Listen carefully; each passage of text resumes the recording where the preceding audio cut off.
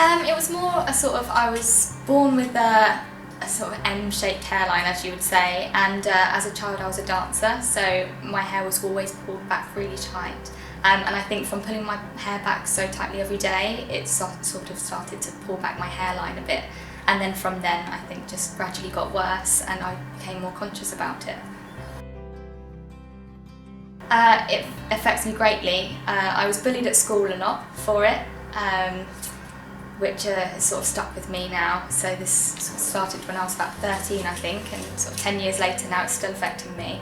But after my first procedure, I noticed a great difference in my confidence. And yeah, I'm looking forward to this next procedure. I think I just researched a lot, and obviously I'm the sort of person that if I want something done, I will do it really properly and make sure it's done the right way, and all or nothing, I think. And I found about obviously hair transplants and things like that, and I didn't really know much about it, and I didn't really know if women could have it or anything like that. It wasn't very popular for women, and I sort of did a bit of research into Dr. Ball and decided to just go for it. I knew it would change my life. I saw lots of patient stories which really helped me make my decision, I think. Okay, great. I don't think so particularly. I'd like to say that if anybody has a similar problem to me, or they do feel self-conscious about their hairline, there is something you can do about it, and I'm so glad I found that out for myself, and it would be nice to tell all the other women in the world who have the same problem that they can also do something about it and give themselves more confidence. I think I just googled about sort of all sorts of different hair loss procedures that you could have, and then I came across hair transplants, and like you say, I myself didn't know that women could have this procedure, and that it was something that I could even be sort of eligible for, and I just phoned a few places and really did my research and found that I could have it, so yeah. I have had tons of people contact me, which has been amazing. There's been a lot of exposure for myself, and to get my story out there, it's been amazing. A lot of women have been asking me for advice and for even phone numbers and email addresses that they can get in contact with, and asking me more details about the procedure. I've actually had people come up to me on the street.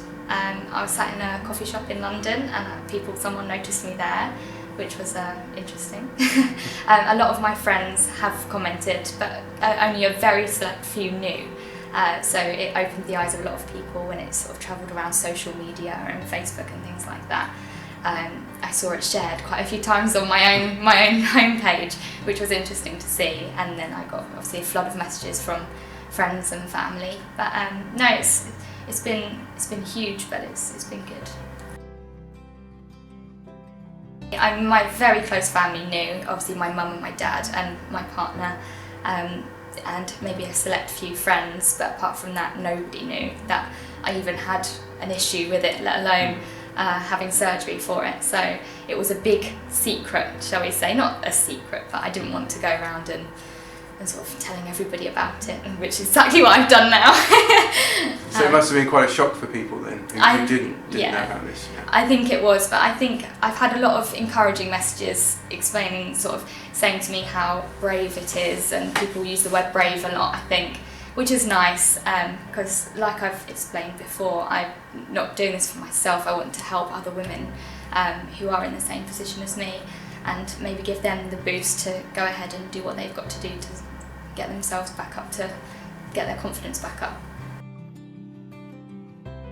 Wasn't painful at all, and the only painful part is obviously the anaesthetic. I had local anaesthetic for mine, so that was, slightly painful. They use certain techniques to try and make that as less painful as possible. But once the anaesthetic's in, it's a very relaxing day actually. I think I just sat back and watched movies all day. I was caught up sort of on some sleep. I've got 2 young babies, so it was a nice opportunity to catch up on some sleep, which was nice. I told obviously a few members of my family and a very few select friends. I was lucky actually, at the time I was growing out a fringe, So I would part my hair in the middle. My sections are at the sides here, so if I parted my hair in the middle, I could cover it with my hair, which was quite lucky, I think.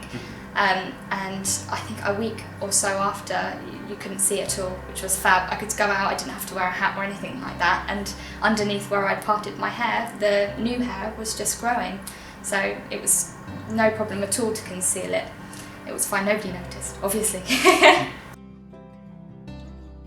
I can't remember exactly how quick it was. I remember it was quite quick, maybe a month or so. I can't remember, but yes, very exciting. I think immediately after the procedure you can see where the hair is going to be. So even though there's no hair there yet, it's not grown yet, you can see where it's going to be. And that instantly for me had changed my look on it as well. And then once, like you say, once the hair comes through, it's even more amazing. It's brilliant. It's exciting to see it. It's massively affected my life, I have to say. Obviously, being a ballerina, it was always really hard to cover the areas that I have a problem with, but I always found a way to do it. And I had, excuse me, I had a fringe for many years to cover my forehead, and I don't have to wear my hair like that anymore. It would take me ages in the morning to wash my hair, dry my hair, make sure everything was covered in the right way, and I don't have to worry about that. I can go on the nursery run and chuck my hair up, and I'm quite comfortable to do that now, which I wasn't before. So it's greatly affected my life. It saved me a lot of time.